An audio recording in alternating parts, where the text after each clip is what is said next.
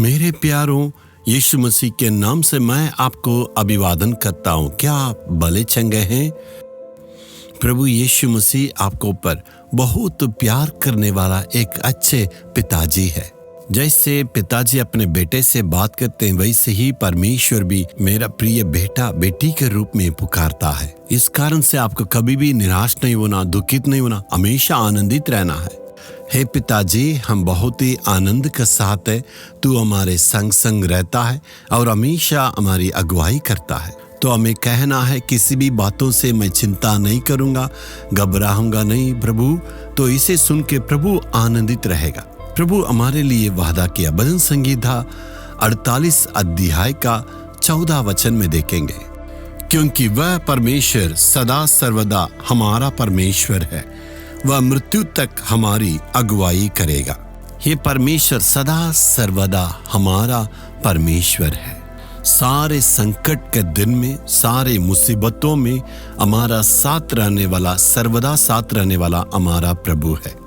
मृत्यु तक परमेश्वर अगुवाई करेगा। हम धन्य लोग हैं, क्योंकि प्रभु हमारा परमेश्वर है। कोई हमसे पूछे आपका परमेश्वर कौन है, हम कह सकते हैं आकाश और पृथ्वी का सृजनहार सर्वशक्तिमान प्रभु है। मृत्यु पर जय पाने वाला हमारा परमेश्वर है। ऐसा परमेश्वर मेरे साथ रहता है।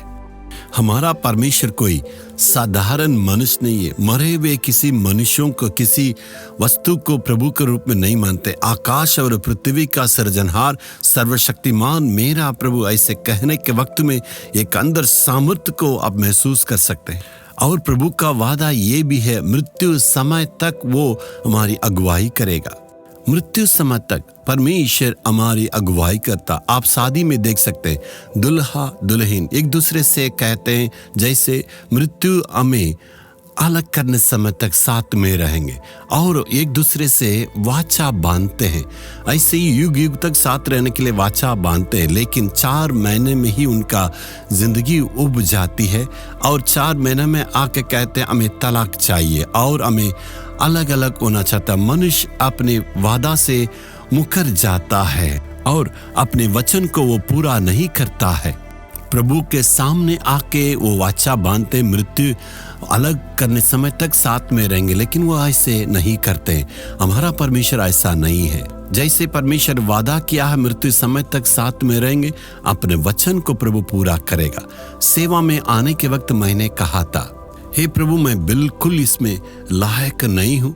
इतनी सेवा में, इतनी बड़ी सेवा के लिए तूने बुलाया है, जवानी उम्र में बुलाया। इतनी परीक्षाओं को पार करना होगा। कभी कभी मैं इसे पीछे भी हट सकता हूँ प्रभु।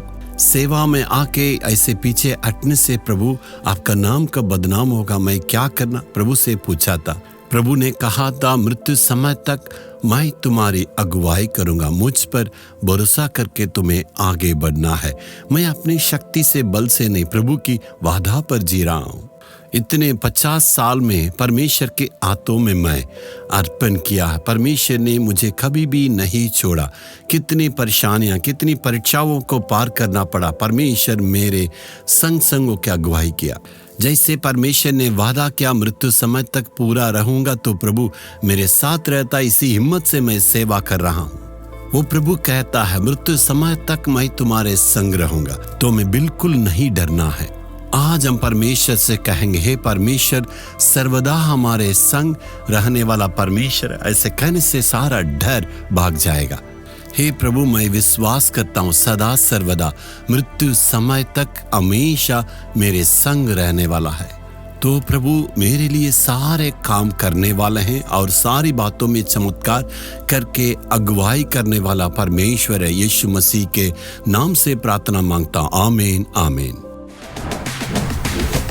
Jesus redeem Hindi YouTube channel को सब्सक्राइब करें। सब्सक्राइब बटन पर क्लिक करें और बेल आइकन को भी क्लिक करके हर दिन की नई कार्यक्रमों की जानकारी प्राप्त करें।